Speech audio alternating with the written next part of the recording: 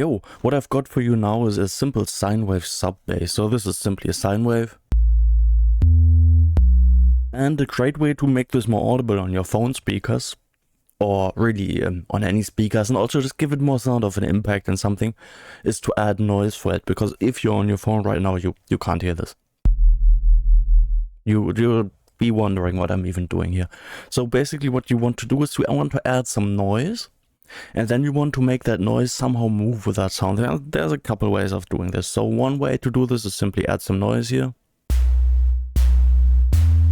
And right now it just sounds kind of detached and random, like there's just noise in the background. Just add it onto the sine. So what we really want to do is we want to somehow saturate or distort these together, because then the bass kind of pushes the noise into the distortion and it starts to kind of flicker with the bass. So you'll get this kind of rattly sound.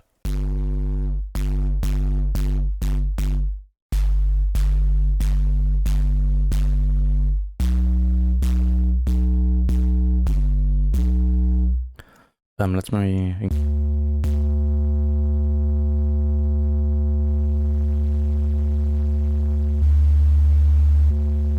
You can hear how the distortion kind of glues it to the bass if you want. So another way to achieve this, which is kind of my favorite, is that I simply add in the noise later. And you could also do this in Ableton or something with something like erosion. And then I get an audio rate modulator, and this basically moves at audio rate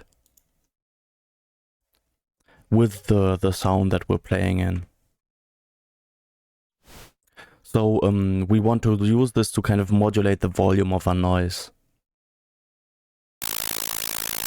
And you see how this noise kind of gets the rhythm of this bass here. So if we turn this off, it's just kind of consistent, while if we turn this on, and then we can mix this in with our bass. You see it repeats on the wave cycles here. And then we can still distort the two together or whatever. I generally like to do this in a parallel chain. So I've got my noise in one chain here on 100% mix, and then my bass in another chain. Simply because then I can filter my noise and stuff.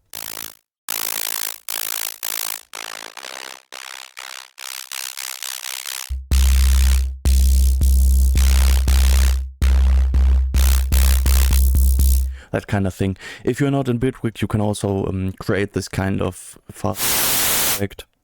Whoopsie. With something like a ring mod. So we can get a Kilohertz ring mod plugin, and then simply choose our little bass sound here as the sidechain input. And we'll get a similar kind of effect, where if we maybe rectify this a bit or something. Yeah.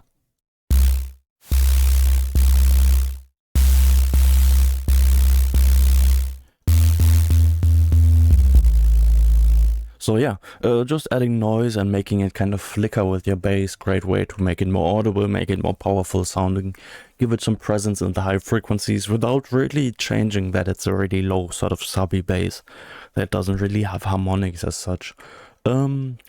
Cheers.